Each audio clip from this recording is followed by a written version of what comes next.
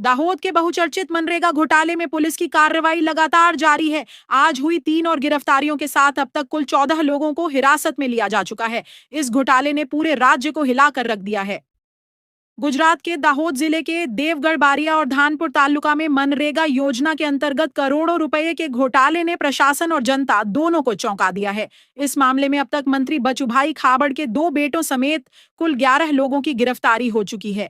कुछ आरोपी न्यायिक हिरासत में हैं तो कुछ अभी भी पुलिस रिमांड पर हैं। और अब इस घोटाले की तह तक पहुंचने की कोशिश में पुलिस ने आज फिर 3 और लोगों को गिरफ्तार किया है। मनरेगा के केस में इससे पहले 11 जितने आरोपी को पुलिस कस्टडी या फिर जुडिशल कस्टडी में लिया गया है। आज और 3 आरोपी जिसका नाम है भावेश राठौड़ जो एपीओ है, जगदीश बारिया जो प्रोपराइटर के तौर पे है और संजय बारिया जो एमएस ऑपरेटर है, उन तीनों की धरपकड़ करके कोर्ट में पेशी की गई है और नामदार कोर्ट से भावेश का 9 दिन का और बाकी 2 लोगों का 6 दिन का रिमांड मंजूर हुआ। आगे की तपास अभी जारी है। Thank you. इनमें धानपुर तालुका पंचायत में कार्यरत A P O Bhavesh Rathod, M S operator Sanjay Baria और एजेंसी संचालक जगदीश बारिया शामिल हैं। इन तीनों आरोपियों को आज दाहोद की सेशंस कोर्ट में पेश किया गया, जहां कोर्ट ने एपीओ भावेश राठौड़ को 9 दिनों की पुलिस रिमांड पर भेजा, जबकि संजय बारिया और जगदीश बारिया को 6 दिनों की रिमांड पर सौंपा गया है। ये कोई मामूली घोटाला नहीं है। 71 करोड़ रुपए की भारी भरकम गड़बड़ी सामने आई है, जिसकी FIR Dahod B division police station में दर्ज की गई है। इस घोटाले में कुल 35 एजेंसियों के नाम सामने आए हैं, जिनमें से 2 एजेंसियां मंत्री के बेटों के नाम पर पंजीकृत हैं और ये दोनों अभी पुलिस रिमांड पर हैं। जैसे जैसे जांच आगे बढ़ रही है, गिरफ्तारियों का आंकड़ा और भी बढ़ने की आशंका जताई जा रही है।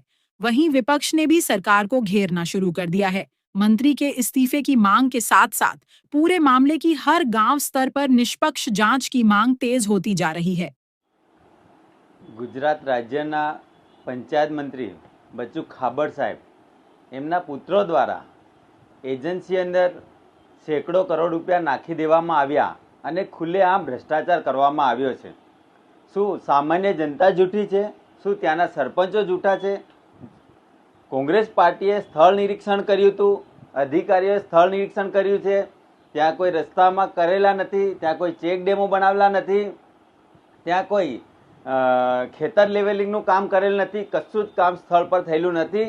2021 થી 2025 સુધીની અંદર એમના એક છોકરાના એજન્સીની અંદર 211 કરોડ રૂપિયા નાખવામાં આવ્યા છે અને હજુ 20 કરોડ સરકાર પાસે માંગવાની કોશિશ કરી રહ્યા છે, બિલો બનાવીને બેઠા છે। અને બીજી એજન્સીની અંદર 42 કરોડ એમના છોકરાની બીજી એજન્સીની અંદર 42 કરોડ રૂપિયા એ લોકોએ લઈ લીધા છે।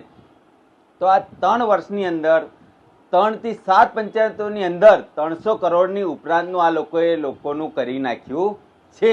બચ્ચુ ખાબડ મંત્રી અને એમના છોકરાઓએ કરોડો રૂપિયાનું લોકોનું કરી નાખ્યું છે અને એવું કહે છે કે ખોટો ઇલ્ઝામ છે। ખોટો ઇલ્ઝામ હોય તો શું, એમના છોકરાઓ પર કેમ ફરિયાદ થઈ? એમના છોકરાઓ કેમ સંતાતા ફરતા હતા? બરોબર છે, પોલીસ તંત્ર જૂઠું છે, સરકાર જૂઠી છે, ડીડીઓ સાહેબ જૂઠા છે, લોકો ત્યાંના જૂઠા છે, સરપંચો જૂઠા છે, સરપંચોએ કર્યું છે। શું કહેવા માંગે છે એમ? આગળ બી 450 કરોડનું હતું તોય સગે વગે કરી નાખ્યું, સરકારે સગે વગે કરાવી દીધું। આ વખતે સગે વગે કરવા માટે આવી બાઈટો આપવા માટે આ મંજૂર થઈ રહ્યા છે, આવી ખોટી ખોટી બાઈટો આપી રહ્યા છે બચ્ચુ ખાબડ સાહેબ। ખરેખર સાચી દિશામાં આની તપાસ થશે અને સાચી દિશામાં ફરિયાદ વ્યવસ્થિત થશે અને આ હમણાં મોદી સાહેબ આવવાના છે એટલે આવા બધી બાઈટો આપે છે અને ભવિષ્યમાં આ લોકો છૂટી ના જાય એના માટે પોલીસ તંત્રને પણ હું વિનંતી કરવા માંગુ છું કે મજબૂત એફઆઈઆર થાય અને લોકોના જે કરોડો રૂપિયા આ લોકોએ ચાવ કર્યા એ પાછા મેળવવામાં આવે અને એમની સંપત્તિ જપ્ત કરવામાં આવે એવી વિનંતી કરવા માંગુ છું। હર્ષદભાઈ નીનામા, દાહોદ જિલ્લા કોંગ્રેસ પ્રમુખ।